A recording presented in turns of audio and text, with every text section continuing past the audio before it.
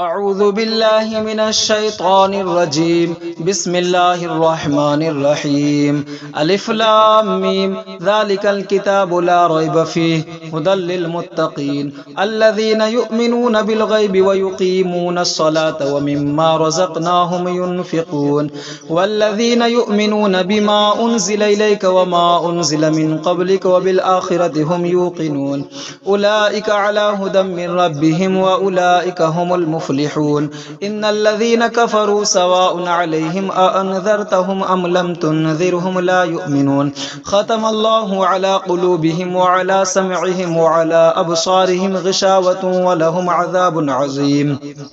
ومن الناس من يقول آمنا بالله وباليوم الآخر وما هم بمؤمنين يخادعون الله والذين آمنوا وما يخدعون إلا أنفسهم وما يشعرون في قلوبهم مرض فزادهم الله مرضا ولهم عذاب أليم بما كانوا يكذبون. وإذا قيل لهم لا تفسدوا في الأرض قالوا إنما نحن مصلحون ألا إنهم هم المفسدون ولكن لا يشعرون. وإذا قيل لهم آمنوا كما آمن الناس قالوا أنؤمن كما آمن السفهاء ألا إنهم هم السفهاء ولكن لا يعلمون. وإذا لقوا الذين آمنوا قالوا آمنا وإذا خلوا إلى شياطينهم قالوا إنا معكم إنما نحن مستهزئون الله يستهزئ بهم ويمدهم في طغيانهم يعمهون.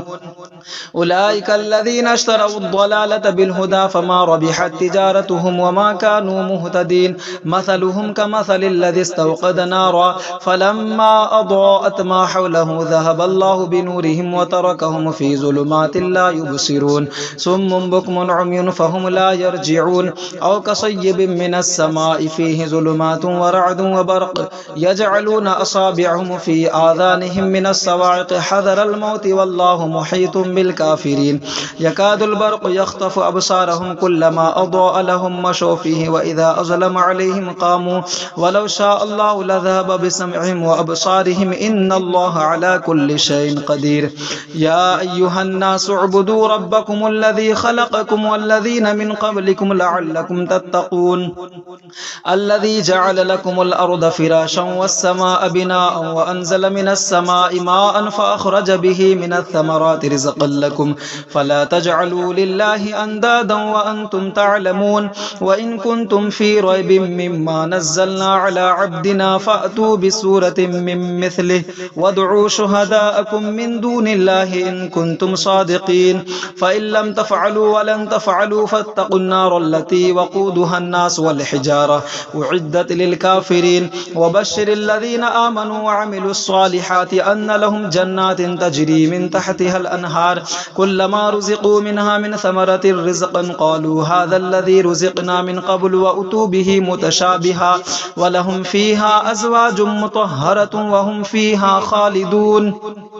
إن الله لا يستحيي أن يضرب مثلا ما بعوضة فما فوقها فأما الذين آمنوا فيعلمون أنه الحق من ربهم وأما الذين كفروا فيقولون ماذا أراد الله بهذا مثلا يضل به كثيرا ويهدي به كثيرا وما يضل به إلا الفاسقين الذين ينقضون عهد الله من بعد ميثاقه ويقطعون ما أمر الله به أن يوصل ويفسدون في الأرض أولئك هم الخاسرون. كيف تكفرون بالله وكنتم أمواتا فأحياكم ثم يميتكم ثم يحييكم ثم إليه ترجعون. هو الذي خلق لكم ما في الأرض جميعا ثم استوى إلى السماء فسواهن 7 سماوات وهو بكل شيء عليم.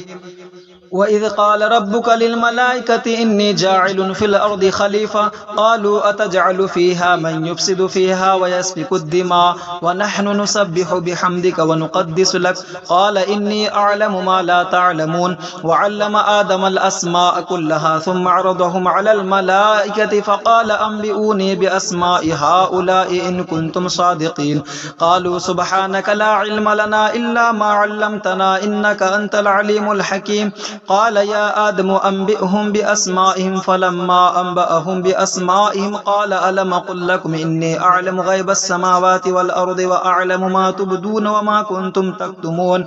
وإذ قلنا للملائكة اسجدوا لآدم فسجدوا إلا إبليس أبى واستكبر وكان من الكافرين وقلنا يا آدم اسكن أنت وزوجك الجنة وكلا منها رغدا حيث شئتما ولا تقربا هذه الشجرة فتكونا من الظالمين فأزلهما الشيطان عنها فأخرجهما مما كانا فيه وقلنا اهبطوا بعضكم لبعض عدو ولكم في الأرض مستقر ومتاع إلى حين فتلقى آدم من ربه كلمات فتاب عليه إنه هو التواب الرحيم قلنا اهبطوا منها جميعا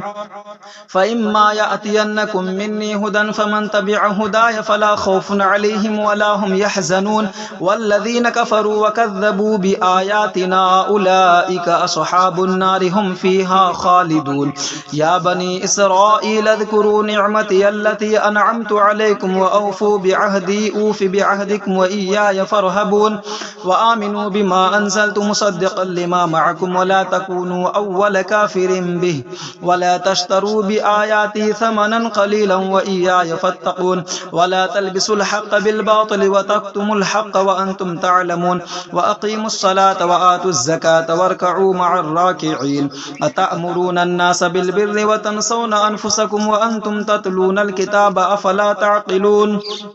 واستعينوا بالصبر والصلاة وإنها لكبيرة إلا على الخاشعين الذين يظنون أنهم ملاقو ربهم وأنهم إليه راجعون يا بني إسرائيل اذكروا نعمتي التي أنعمت عليكم وأني فضلتكم على العالمين واتقوا يوما لا تجزي نفس عن نفس شيئا ولا يقبل منها شفاعة ولا يؤخذ منها عدل ولا هم ينصرون وإذ نجيناكم من آل فرعون يسومونكم سوء العذاب يذبحون أبناءكم ويستحيون نساءكم وفي ذلكم بلاء من ربكم عظيم وإذ فرقنا بكم البحر فأنجيناكم وأغرقنا آل فرعون وأنتم تنظرون وإذ وعدنا موسى 40 ليلة ثم اتخذتم العجل من بعده وأنتم ظالمون ثم عفونا عنكم من بعد ذلك لعلكم تشكرون وإذ آتينا موسى الكتاب والفرقان لعلكم تهتدون وإذ قال موسى لقومه يا قوم إنكم ظلمتم أنفسكم باتخاذكم العجل فتوبوا إلى بارئكم فاقتلوا أنفسكم ذلكم خير لكم عند بارئكم فتاب عليكم إنه هو التواب الرحيم وإذ قلتم يا موسى لن نؤمن لك حتى نرى الله جهرة فأخذتكم الصاعقة وأنتم تنظرون ثم بعثناكم من بعد موتكم لعلكم تشكرون وظللنا عليكم الغمام وأنزلنا عليكم المن والسلوى كلوا من طيبات ما رزقناكم وما ظلمونا ولكن كانوا أنفسهم يظلمون وإذا قلنا ادخلوا هذه القرية فكلوا منها حيث شئتم رغدا وادخلوا الباب سجدا وقولوا حطة نغفر لكم خطاياكم وسنزيد المحسنين فبدل الذين ظلموا قولا غير الذي قيل لهم فأنزلنا على الذين ظلموا رجزا من السماء بما كانوا يفسقون وإذ استسقى موسى لقومه فقلنا اضرب بعصاك الحجر فانفجرت منه 12 عينا قد علم كل أناس مشربهم كلوا واشربوا من رزق الله ولا تعثوا في الأرض مفسدين وإذ قلتم يا موسى لن نصبر على طعام واحد فادع لنا ربك يخرج لنا مما تنبت الأرض من بقلها وقثائها وفومها وعدسها وبصلها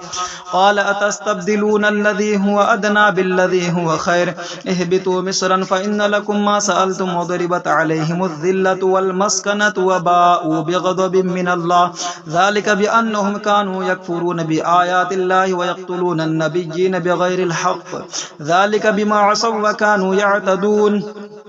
إن الذين آمنوا والذين هادوا والنصارى والصابئين من آمن بالله واليوم الآخر وعمل صالحا فلهم أجرهم عند ربهم ولا خوف عليهم ولا هم يحزنون وإذ أخذنا ميثاقكم ورفعنا فوقكم الطور خذوا ما آتيناكم بقوة واذكروا ما فيه لعلكم تتقون ثم توليتم من بعد ذلك فلولا فضل الله عليكم ورحمته لكنتم من الخاسرين ولقد علمتم الذين اعتدوا منكم منكم في السبت فقلنا لهم كونوا قردة خاسئين فجعلناها نكالا لما بين يديها وما خلفها وموعظة للمتقين. وإذ قال موسى لقومه إن الله يأمركم أن تذبحوا بقرة قالوا أتتخذنا هزوا قال أعوذ بالله أن أكون من الجاهلين قالوا ادع لنا ربك يبين لنا ما هي قال إنه يقول إنها بقرة لا فارض ولا بكر عوان بين ذلك فافعلوا ما تؤمرون قالوا ادع لنا ربك يبين لنا ما لونها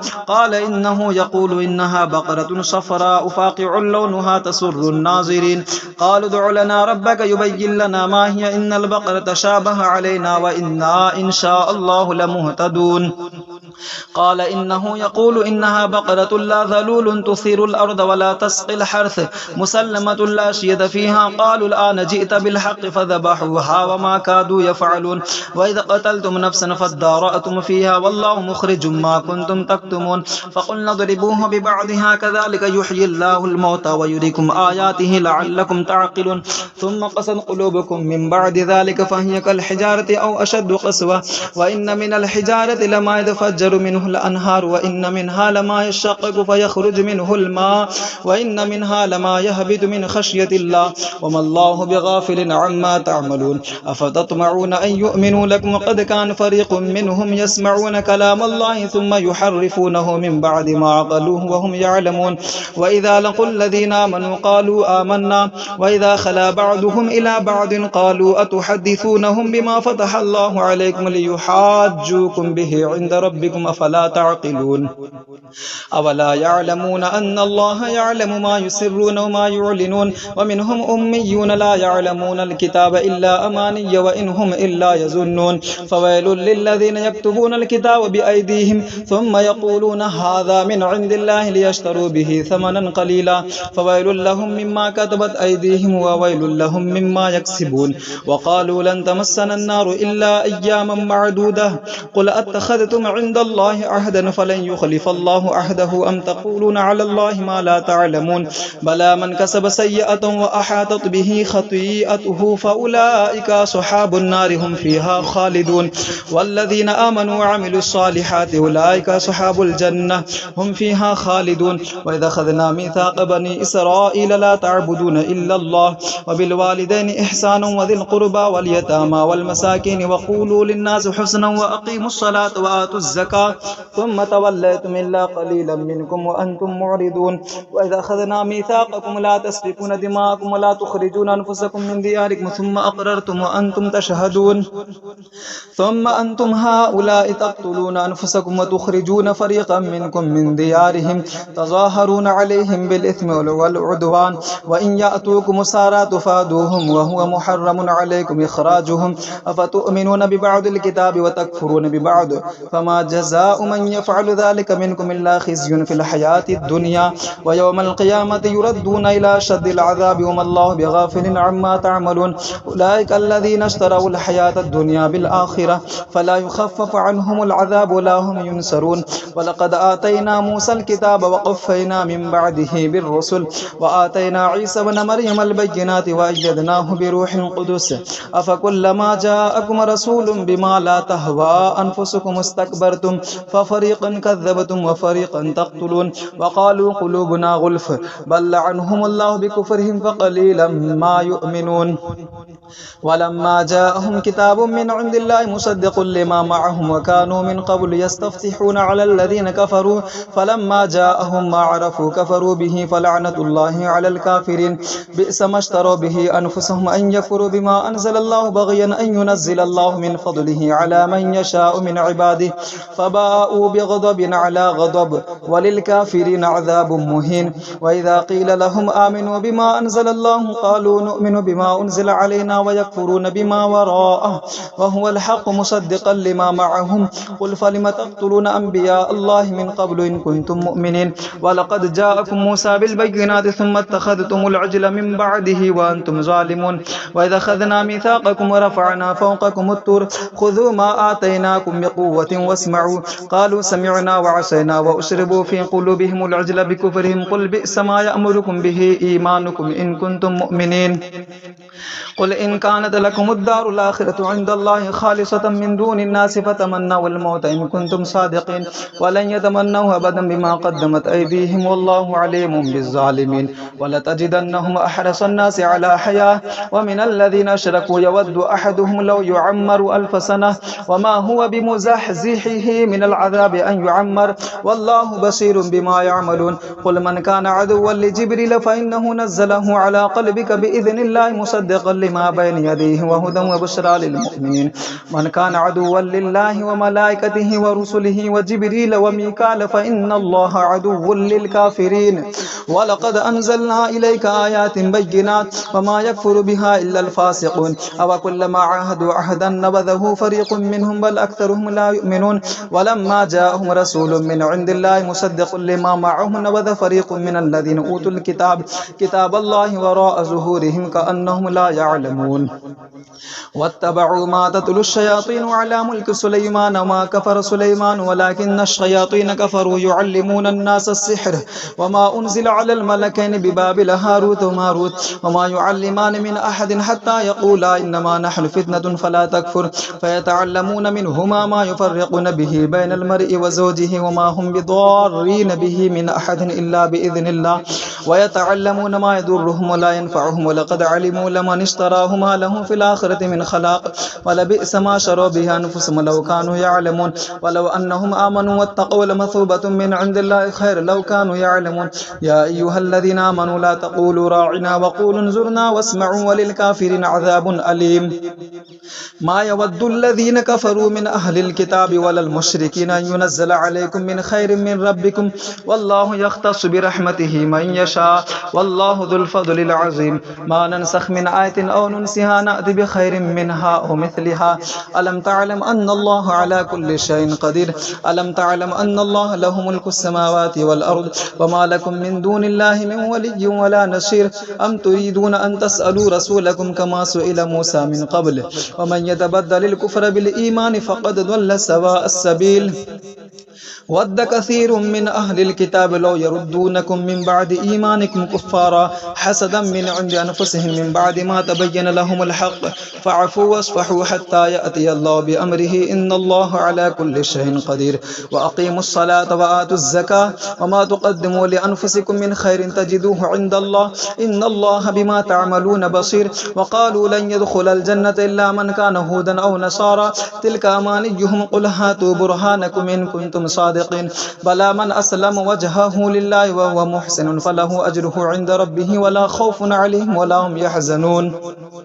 وقالت اليهود ليست النصارى على شيء وقالت النصارى ليست اليهود على شيء وهم يتلون الكتاب كذلك قال الذين لا يعلمون مثل قولهم فالله يحكم بينهم يوم القيامة فيما كانوا فيه يختلفون ومن أظلم ممن منع مساجد الله أن يذكر فيها اسمه وسعى في خرابها أولئك ما كان لهم أن يدخلوها إلا خائفين لهم في الدنيا خزي ولهم في الآخرة عذاب عظيم ولله المشرق والمغرب فأينما تولوا فثم وجه الله إن الله واسع عليم وقالوا اتخذ الله ولدا سبحانه بل له ما في السماوات والأرض كل له قانتون بديع السماوات والأرض وإذا قضى أمرا فإنما يقول له كن فيكون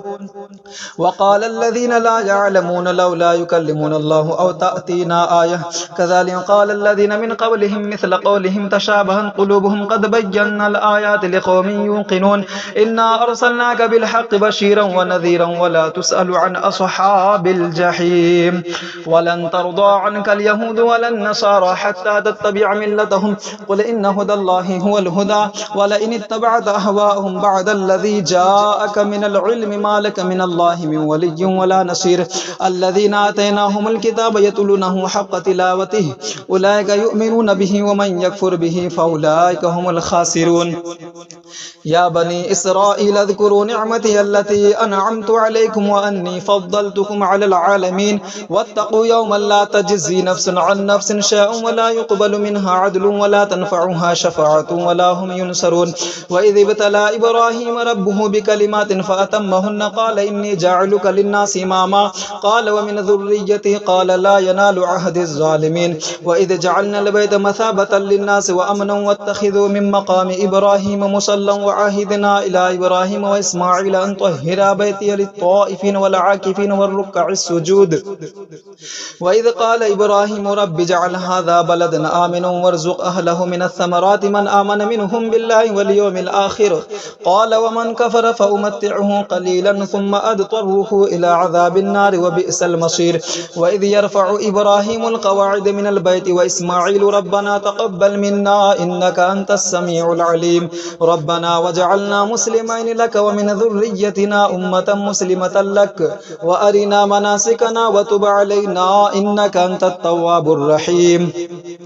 ربنا وبعث فيهم رسولا منهم يتلو عليهم آياتك ويعلمهم الكتاب والحكمة ويزكيهم إنك أنت العزيز الحكيم ومن يرغب عن ملة إبراهيم إلا من صفي نفسه ولقد اصطفيناه في الدنيا وإنه في الآخرة لمن الصالحين إذ قال له ربه أسلم قال أسلمت لرب العالمين ووصى بها إبراهيم بنيه ويعقوب يا بني إن الله اصطفى لكم الدين فلا تموتن إلا وأنتم مسلمون أم كنتم شهداء إذ حضر يعقوب الموت إذ قال لبنيه ما تعبدون من بعدي قالوا نعبد إلهك وإله آبائك إبراهيم وإسماعيل وإسحاق إله واحدا ونحن له مسلمون تلك أمة قد خلت لها ما كسبت ولكم ما كسبتم ولا تسألون عما كانوا يعملون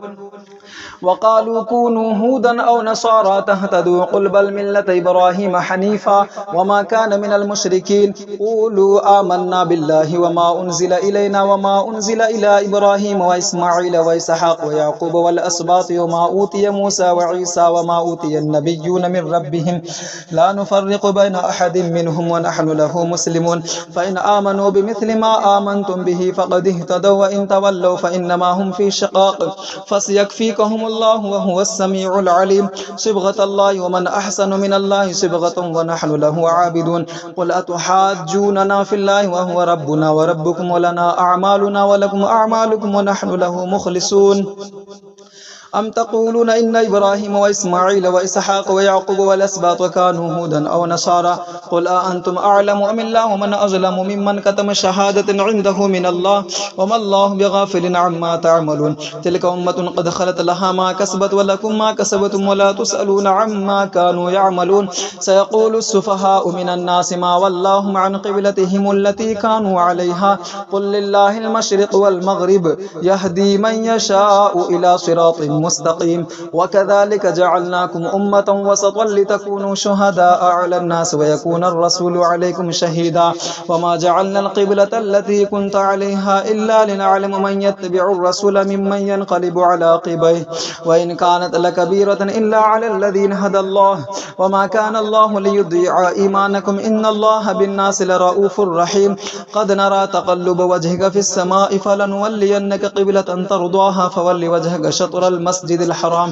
وحيث ما كنتم فولوا وجوهكم شطره وإن الذين أوتوا الكتاب ليعلمون أنه الحق من ربهم وما الله بغافل عما يعملون ولئن أتيت الذين أوتوا الكتاب بكل آية ما تبعوا قبلتك وما أنت بتابع قبلتهم وما بعدهم بتابع قبلة بعض ولئن اتبعت أهواءهم من بعد ما جاءك من العلم إنك إذا لمن الظالمين الذين آتيناهم الكتاب يعرفونه كما يعرفون أبناءهم وإن فريقا منهم ليكتمون الحق وهم يعلمون الحق من ربك فلا تكونن من الممترين ولكل وجهة هو موليها فاستبقوا الخيرات أينما تكونوا يأتي بكم الله جميعا إن الله على كل شيء قدير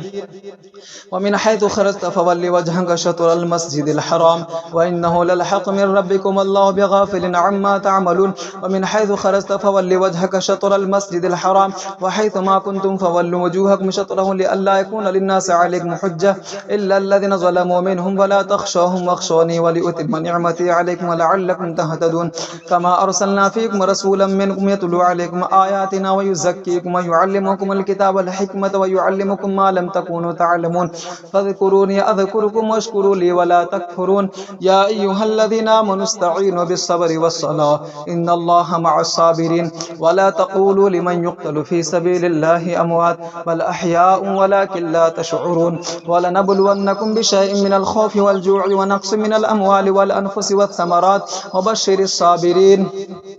الذين إذا أصابتهم مصيبة قالوا إنا لله وإنا إليه راجعون أولئك عليهم صلوات من ربهم ورحمة وأولئك هم المهتدون إن الصفا والمروة من شعائر الله فمن حج البيت واعتمر فلا جناح عليه أن يطوف بهما ومن تطوع خيرا فإن الله شاكر عليم إن الذين يكتمون ما أنزلنا من البينات والهدى من بعد ما بيناه للناس في الكتاب أولئك يلعنهم الله ويلعنهم اللاعنون إلا الذين تابوا وأصلحوا وبينوا فأولئك أتوب عليهم وأنا التواب الرحيم إن الذين كفروا وماتوا وهم كفار أولئك عليهم لعنة الله والملائكة والناس أجمعين خالدين فيها لا يخفف عنهم العذاب ولا هم ينذرون وإلهكم إله واحد لا إله إلا هو الرحمن الرحيم إن في خلق السماوات والأرض واختلاف الليل والنهار والفلك التي تجري في البحر بما ينفع الناس وما أنزل الله من السماء من ماء فأحيا به الأرض بعد موتها وبث فيها من كل دابة وتصريف الرياح والسحاب المسخر بين السماء والأرض لآيات لقوم يعقلون ومن الناس من يتخذ من دون الله أندادا يحبونهم كحب الله والذين آمنوا أشد حبا لله ولو يرى الذين ظلموا إذ يرون العذاب أن القوة لله جميعا وأن الله شديد العذاب إذ تبرأ الذين اتبعوا من الذين اتبعوا ورأوا العذاب وتقطعت بهم الأسباب وقال الذين اتبعوا لو أن لنا كرة فنتبرأ منهم كما تبرأوا منا كذلك يريهم الله أعمالهم حسرات عليهم وما هم بخارجين من النار يا أيها الناس كلوا مما في الأرض حلالا طيبا ولا تتبعوا خطوات الشيطان إنه لكم عدو مبين إنما يأمركم بالسوء والفحشاء وأن تقولوا على الله ما لا تعلمون وإذا قيل لهم اتبعوا ما أنزل الله قالوا بل نتبع ما ألفينا عليه آباءنا أولو كان آباؤهم لا يعقلون شيئا ولا يهتدون ومثل الذين كفروا كمثل الذي ينعق بما لا يسمع إلا دعاء ونداء صم بكم عمي فهم لا يعقلون يا أيها الذين آمنوا كلوا من طيبات ما رزقناكم واشكروا لله إن كنتم إياه تعبدون إنما حرم عليكم الميتة والدم ولحم الخنزير وما أهل به لغير الله فمن اضطر غير باغ ولا عاد فلا إثم عليه إن الله غفور رحيم إن الذين يكتمون ما أنزل الله من الكتاب ويشترون به ثمنا قليلا أولئك ما يأكلون في بطونهم إلا النار ولا يكلمهم الله يوم القيامة ولا يزكيهم ولهم عذاب أليم أولئك الذين اشتروا الضلالة بالهدى والعذاب بالمغفرة فما أصبرهم على النار ذلك بأن الله نزل الكتاب بالحق وإن الذين اختلفوا في الكتاب لفي شقاق بعيد ليس البر أن تولوا وجوهكم قبل المشرق والمغرب ولكن البر من آمن بالله واليوم الآخر والملائكة والكتاب والنبيين وآتى المال على حبه ذوي القربى واليتامى والمساكين وابن السبيل والسائلين وفي الرقاب وأقام الصلاة وآتى الزكاة والموفون بعهدهم إذا عاهدوا والصابرين في البأساء والضراء وحين البأس أولئك الذين صدقوا وأولئك هم المتقون يا أيها الذين آمنوا كتب عليكم القصاص في القتلى الحر بالحر والعبد بالعبد والأنثى بالأنثى فمن عفي له من أخيه شيء فاتباع بالمعروف وأداء إليه بإحسان ذلك تخفيف من ربكم ورحمة فمن اعتدى بعد ذلك فله عذاب أليم ولكم بالقصاص حياة يا أولي الألباب لعلكم تتقون كتب عليكم إذا حضر أحدكم الموت إن ترك خيرا الوصية للوالدين والأقربين بالمعروف حقا على المتقين فمن بدله بعد ما سمعه فإنما إثمه على الذين يبدلونه إن الله سميع عليم فمن خاف من موص جنفا أو إثما فأصلح بينهم فلا إثم عليه إن الله غفور رحيم يا أيها الذين آمنوا كتب عليكم الصيام كما كتب على الذين من قبلكم لعلكم تتقون أياما معدودات فمن كان منكم مريض أو على سفر فعدة من أيام أخر وعلى الذين يطيقونه فدية طعام مسكين فمن تطوع خيرا فهو خير له وأن تصوموا خير لكم إن كنتم تعلمون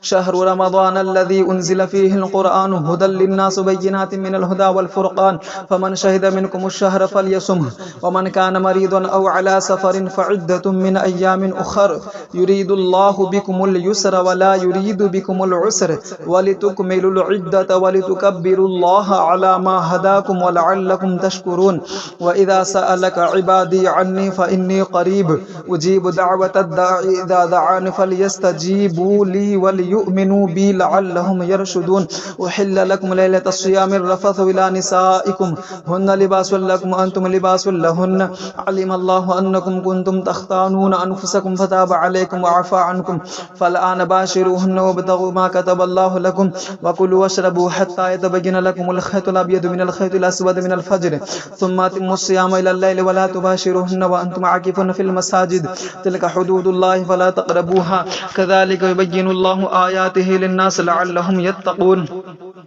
ولا تأكلوا أموالكم بينكم بالباطل وتدلوا بها إلى الحكام لتأكلوا فريقا من أموال الناس بالإثم وأنتم تعلمون يسألونك عن الأهلة قل هي مواقيت للناس والحج وليس البر بأن تأتوا البيوت من زهورها ولكن البر من اتقى وأتوا البيوت من أبوابها واتقوا الله لعلكم تفلحون وقاتلوا في سبيل الله الذين يقاتلونكم ولا تعتدوا إن الله لا يحب المعتدين واقتلوهم حيث ثقفتموهم وأخرجوهم من حيث أخرجوكم والفتنة أشد من القتل ولا تقاتلوهم عند المسجد الحرام حتى يقاتلوكم فيه فإن قاتلوكم فاقتلوهم كذلك جزاء الكافرين فإن انتهوا فإن الله غفور رحيم وقاتلوهم حتى لا تكون فتنة ويكون الدين لله فإن انتهوا فلا عدوان إلا على الظالمين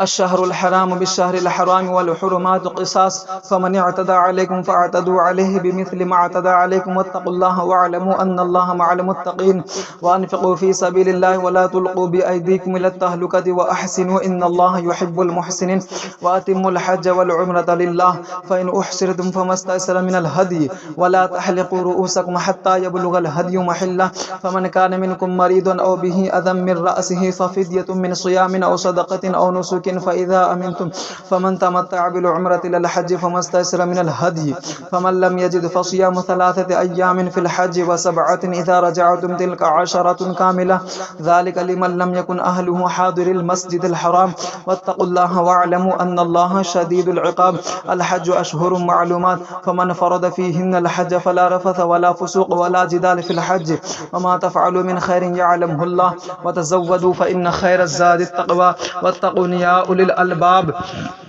ليس عليكم جناح أن تبتغوا فضلا من ربكم فإذا أفضتم من عرفات فاذكروا الله عند المشعر الحرام واذكروه كما هداكم وإن كنتم من قبله لمن الضالين ثم أفيضوا من حيث أفاض الناس واستغفروا الله إن الله غفور رحيم فإذا قضيتم مناسككم فاذكروا الله كذكركم آباءكم أو أشد ذكرا فمن الناس من يقول ربنا آتنا في الدنيا وما له في الآخرة من خلاق ومنهم من يقول ربنا آتنا في الدنيا حسنة وفي الآخرة حسنة وقنا عذاب النار أولئك لهم نصيب مما كسبوا والله سريع الحساب واذكروا الله في أيام معدودات فمن تعجل في يومين فلا إثم عليه ومن تأخر فلا إثم عليه لمن اتقى واتقوا الله واعلموا أنكم إليه تحشرون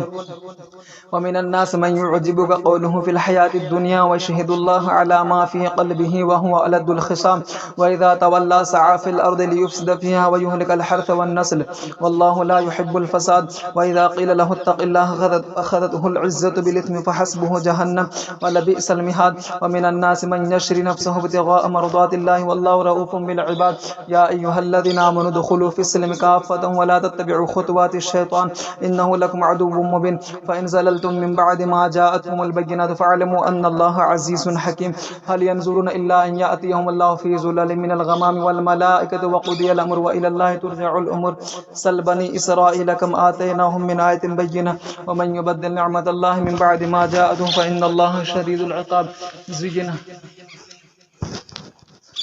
زين للذين كفروا الحياة الدنيا ويسخرون من الذين آمنوا والذين اتقوا فوقهم يوم القيامة والله يرزق من يشاء بغير حساب. كان الناس أمة واحدة فبعث الله النبيين مبشرين ومنذرين وأنزل معهم الكتاب بالحق ليحكم بين الناس فيما اختلفوا فيه وما اختلف فيه إلا الذين أوتوه من بعد ما جاءتهم البينات بغيا بينهم فهدى الله الذين آمنوا لما اختلفوا فيه من الحق بإذنه والله يهدي من يشاء إلى صراط مستقيم. أم حسبتم أن تدخلوا الجنة ولما يأتكم مثل الذين خلوا من قبلكم مستهم البأساء والضراء وزلزلوا حتى يقول الرسول والذين آمنوا معه متى نصر الله ألا إن نصر الله قريب. يسألونك ماذا ينفقون قل ما أنفقتم من خير فللوالدين والأقربين واليتامى والمساكين وابن السبيل وما تفعلوا من خير فإن الله به عليم. كتب عليكم القتال وهو كره لكم وعسى أن تكرهوا شيئا وهو خير لكم وعسى أن تحبوا شيئا وهو شر لكم والله يعلم وأنتم لا تعلمون. يسألونك عن الشهر الحرام قتال فيه قل قتال فيه كبير وصد عن سبيل الله وكفر به والمسجد الحرام وإخراج أهله منه أكبر عند الله والفتنة أكبر من القتل ولا يزالون يقاتلونكم حتى يردوكم عن دينكم إن استطاعوا ومن يرتد منكم عن دينه فيمت وهو كافر فأولئك حبطت أعمالهم في الدنيا والآخرة وأولئك أصحاب النار هم فيها خالدون. إن الذين آمنوا والذين هاجروا وجاهدوا في سبيل الله أولئك يرجون رحمة الله والله غفور رحيم. يسألونك عن الخمر والميسر قل فيهما إثم كبير ومنافع للناس وإثمهما أكبر من نفعهما ويسألونك ماذا ينفقون قل العفو كذلك يبين الله لكم الآيات لعلكم تتفكرون في الدنيا والآخرة. ويسألونك عن اليتامى قل إصلاح لهم خير وإن تخالطوهم فإخوانكم والله يعلم المفسد من المصلح ولو شاء الله لأعنتكم إن الله عزيز حكيم. ولا تنكحوا المشركات حتى يؤمن ولأمة مؤمنة خير من مشركة ولو أعجبتكم ولا تنكحوا المشركين حتى يؤمنوا ولعبد مؤمن خير من مشرك ولو أعجبكم أولئك يدعون إلى النار والله يدعو إلى الجنة والمغفرة بإذنه ويبين آياته للناس لعلهم يتذكرون. ويسألونك عن المحيض قل هو أذى فاعتزلوا النساء في المحيض ولا تقربوهن حتى يطهرن فإذا تطهرن فأتوهن من حيث أمركم الله إن الله يحب التوابين ويحب المتطهرين. نساؤكم حرث لكم فأتوا حرثكم أن شئتم وقدموا لأنفسكم واتقوا الله واعلموا أنكم ملاقوه بشر المؤمنين. ولا تجعلوا الله عرضة لأيمانكم أن تبروا وتتقوا وتصلحوا بين الناس والله سميع عليم. لا يؤاخذكم الله باللغو في أيمانكم ولكن يؤاخذكم بما كسبت قلوبكم والله غفور حليم. للذين يؤلون من نسائهم تربص 4 أشهر فإن فاءوا فإن الله غفور رحيم وإن عزموا الطلاق فإن الله سميع عليم. والمطلقات يتربصن بأنفسهن 3 قروء ولا يحل لهن أن يكتمن ما خلق الله في أرحامهن إن كن يؤمن بالله واليوم الآخر وبعولتهن أحق بردهن في ذلك إن أرادوا إصلاحا ولهن مثل الذي عليهن بالمعروف وللرجال عليهن درجة والله عزيز حكيم. الطلاق 2 مرتان فإمساك بمعروف أو تسريح بإحسان ولا يحل لكم أن تأخذوا مما آتيتموهن شيئا إلا أن يخافا ألا يقيما حدود الله فإن خفتم ألا يقيما حدود الله فلا جناح عليهما فيما افتدت به تلك حدود الله فلا تعتدوها ومن يتعد حدود الله فأولئك هم الظالمون. فإن طلقها فلا تحل له من بعد حتى تنكح زوجا غيره فإن طلقها فلا جناح عليهما أن يتراجعا إن ظنا أن يقيما حدود الله وتلك حدود الله يبينها لقوم يعلمون. وإذا طلقتم النساء فبلغن أجلهن فأمسكوهن بمعروف أو سرحوهن بمعروف ولا تمسكوهن ضرارا لتعتدوا ومن يفعل ذلك فقد ظلم نفسه. ولا تتخذوا آيات الله هزوا واذكروا نعمة الله عليكم وما أنزل عليكم من الكتاب والحكمة يعظكم به واتقوا الله واعلموا أن الله بكل شيء عليم. وإذا طلقتم النساء فبلغن أجلهن فلا تعدلوهن أن ينكحن أزواجهن إذا تراضوا بينهم بالمعروف ذلك يوعظ به من كان منكم يؤمن بالله واليوم الآخر ذلكم أزكى لكم وأطهر والله يعلم وأنتم لا تعلمون. والوالدات يرضعن أولادهن حولين كاملين لمن أراد أن يتم الرضاعة وعلى المولود له رزقهن وكسوتهن بالمعروف لا تكلف نفس إلا وسعها لا تضار والدة بولدها ولا مولود له بولده وعلى الوارث مثل ذلك فإن أرادا فصالا عن تراض منهما وتشاور فلا جناح عليهما وإن أردتم أن تسترضعوا أولادكم فلا جناح عليكم إذا سلمتم ما آتيتم بالمعروف واتقوا الله واعلموا أن الله بما تعملون بصير والذين يتوفون منكم ويذرون أزواجا يتربصن بأنفسهن 4 أشهر و10 فإذا بلغن أجلهن فلا جناح عليكم فيما فعلن في أنفسهن بالمعروف والله بما تعملون خبير ولا جناح عليكم فيما عرضتم به من خطبة النساء أو أكننتم في أنفسكم علم الله أنكم ستذكرونهن ولكن لا تواعدوهن سرا إلا أن تقولوا قولا معروفا ولا تعزموا عقدة النكاح حتى يبلغ الكتاب أجله واعلموا أن الله يعلم ما في أنفسكم فاحذروه واعلموا أن الله غفور حليم لا جناح عليكم إن طلقتم النساء ما لم تمسوهن أو تفردوا لهن فريضة ومتعوهن على الموسع قدره وعلى المقتر قدره متاعا بالمعروف حقا على المحسنين وإن طلقتموهن من قبل أن تمسوهن وقد فرضتم لهن فريضة فنصف ما فرضتم إلا أن يعفون أو يعفو الذي بيده عقدة النكاح وأن تعفوا أقرب للتقوى ولا تنسوا الفضل بينكم إن الله بما تعملون بصير حافظوا على الصلوات والصلاة الوسطى وقوموا لله قانتين فإن خفتم فرجالا أو ركبانا فإذا أمنتم فاذكروا الله كما علمكم ما لم تكونوا تعلمون والذين يتوفون منكم ويذرون أزواجا وصية لأزواجهم متاعا إلى الحول غير إخراج فإن خرجن فلا جناح عليكم فيما فعلن في أنفسهن من معروف والله عزيز حكيم وللمطلقات متاع بالمعروف حقا على المتقين كذلك يبين الله لكم آياته لعلكم تعقلون ألم تر إلى الذين خرجوا من ديارهم وهم ألوف حذر الموت فقال لهم الله موتوا ثم أحياهم إن الله لذو فضل على الناس ولكن أكثر الناس لا يشكرون وقاتلوا في سبيل الله واعلموا أن الله سميع عليم من ذا الذي يقرض الله قرضا حسنا فيضاعفه له أضعافا كثيرة والله يقبض ويبسط وإليه ترجعون ألم تر إلى الملأ من بني إسرائيل من بعد موسى إذ قالوا لنبي الله مبعث لنا ملكا نقاتل في سبيل الله قال هل عسيتم إن كتب عليكم القتال ألا تقاتلوا قالوا وما لنا ألا نقاتل في سبيل الله وقد أخرجنا من ديارنا وأبنائنا فلما كتب عليهم القتال تولوا إلا قليلا منهم والله عليم بالظالمين وقال لهم نبيهم إن الله قد بعث لكم طالوت ملكا قالوا أن يكون له الملك علينا ونحن أحق بالملك منه ولم يؤت سعة من المال قال إن الله اصطفاه عليكم وزاده بسطة في العلم والجسم والله يؤتي ملكه من يشاء والله واسع عليم وقال له نبيهم إن آية ملكه أن يأتيكم التابوت فيه سكينة من ربكم وبقية مما ترك آل موسى وآل هارون تحمله الملائكة إن في ذلك لآية لكم إن كنتم مؤمنين فلما فصل طالوت بالجنود قال إن الله مبتليكم بنهر فمن شرب منه فليس مني ومن لم يطعمه فإنه مني إلا من اغترف غرفة بيده فشربوا منه إلا قليلا منهم فلما جاوزه هو والذين آمنوا معه قالوا لا طاقة لنا اليوم بجالوت وجنوده قال الذين يظنون أنهم ملاقوا الله كم من فئة قليلة غلبت فئة كثيرة بإذن الله والله مع الصابرين ولما برزوا لجالوت وجنوده قالوا ربنا أفرغ علينا صبرا وثبت أقدامنا وانصرنا على القوم الكافرين فهزموهم بإذن الله وقتل داود جالوت وآتاه الله الملك والحكمة وعلمه مما يشاء ولولا دفع الله الناس بعضهم ببعض لفسدت الأرض ولكن الله ذو فضل على العالمين تلك آيات الله نتلوها عليك بالحق وإنك لمن المرسلين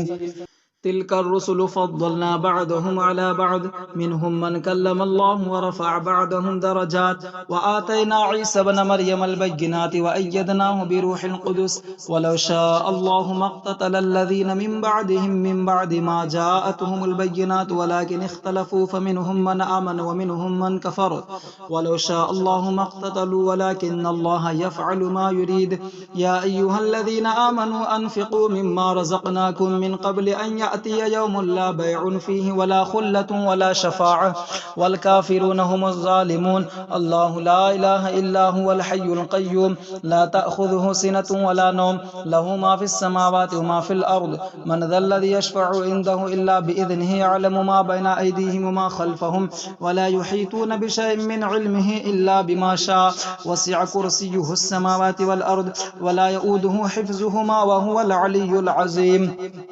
لا إكراه في الدين قد تبين الرشد من الغي فمن يكفر بالطاغوت ويؤمن بالله فقد استمسك بالعروة الوثقى لا انفصام لها والله سميع عليم. الله ولي الذين آمنوا يخرجهم من الظلمات إلى النور والذين كفروا أولياؤهم الطاغوت يخرجونهم من النور إلى الظلمات أولئك أصحاب النار هم فيها خالدون.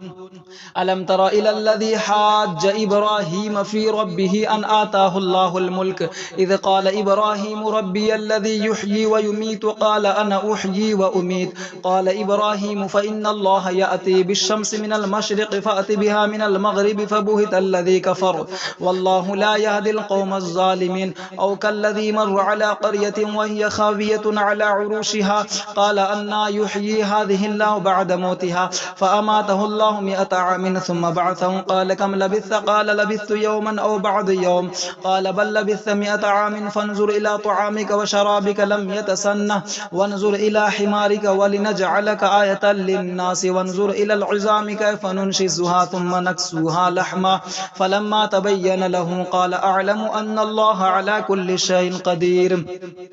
وإذ قال إبراهيم رب أرني كيف تحيي الموتى قال ولم تؤمن قال بلى ولكن ليطمئن قلبي قال فخذ أربعة من الطير فصرهن إليك ثم اجعل على كل جبل منهن جزءا ثم ادعهن يأتينك سعيا واعلم أن الله عزيز حكيم. مثل الذين ينفقون أموالهم في سبيل الله كمثل حبة أنبتت 7 سنابل في كل سنبلة 100 حبة والله يضاعف لمن يشاء والله واسع عليم. الذين ينفقون أموالهم في سبيل الله ثم لا يتبعون ما أنفقوا منا ولا أذى لهم أجرهم عند ربهم ولا خوف عليهم ولا هم يحزنون قول معروف ومغفرة خير من صدقة يتبعها أذى والله غني حليم. يا أيها الذين آمنوا لا تبطلوا صدقاتكم بالمن والأذى كالذي ينفق ماله رئاء الناس ولا يؤمن بالله واليوم الآخر فمثله كمثل صفوان عليه تراب فأصابه وابل فتركه صلدا لا يقدرون على شيء مما كسبوا والله لا يهدي القوم الكافرين. ومثل الذين ينفقون أموالهم ابتغاء مرضات الله وتثبيتا من أنفسهم كمثل جنة بربوة أصابها وابل فآتت أكلها ضعفين فإن لم يصبها وابل فطل والله بما تعملون بصير. أيود أحدكم أن تكون له جنة من نخيل وأعناب تجري من تحتها الأنهار له فيها من كل الثمرات وأصابه الكبر وله ذرية ضعفاء فأصابها إعصار فيه نار فاحترقت كذلك يبين الله لكم الآيات لعلكم تتفكرون. يا أيها الذين آمنوا أنفقوا من طيبات ما كسبتم ومما أخرجنا لكم من الأرض ولا تيمموا الخبيث منه تنفقون ولستم بآخذه إلا أن تغمضوا فيه واعلموا أن الله غني حميد. الشيطان يعدكم الفقر ويأمركم بالفحشاء والله يعدكم مغفرة منه وفضلا والله واسع عليم.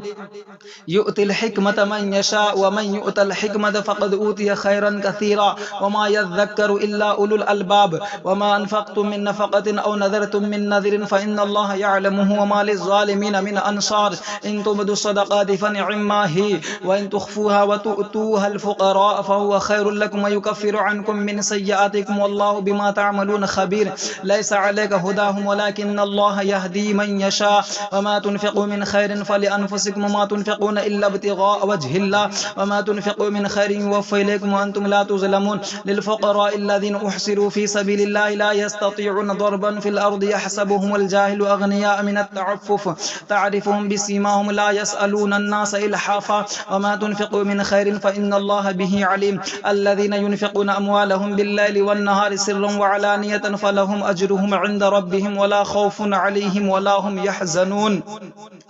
الذين يأكلون الربا لا يقومون إلا كما يقوم الذي يتخبطه الشيطان من المس ذلك بأنهم قالوا إنما البيع مثل الربا وأحل الله البيع وحرم الربا فمن جاءه موعظة من ربه فانتهى فله ما سلف وأمره إلى الله ومن عاد فأولئك أصحاب النار هم فيها خالدون يمحق الله الربا ويربي الصدقات والله لا يحب كل كفار أثيم إن الذين آمنوا وعملوا الصالحات وأقاموا الصلاة وآتوا الزكاة لهم أجرهم عند ربهم ولا خوف عليهم ولا هم يحزنون يا أيها الذين آمنوا اتقوا الله وذروا ما بقي من الربا إن كنتم مؤمنين فإن لم تفعلوا فأذنوا بحرب من الله ورسوله وإن تبتم فلكم رؤوس أموالكم لا تظلمون ولا تظلمون وإن كان ذو عسرة فنظرة إلى ميسرة وأن تصدقوا خير لكم إن كنتم تعلمون واتقوا يوما ترجعون فيه إلى الله ثم توفى كل نفس ما كسبت وهم لا يظلمون يا أيها الذين آمنوا إذا تداينتم بدين إلى أجل مسمى فاكتبوه وليكتب بينكم كاتب بالعدل ولا يأب كاتب أن يكتب كما علمه الله فليكتب وليملل الذي عليه الحق وليتق الله ربه ولا يبخس منه شيئا فإن كان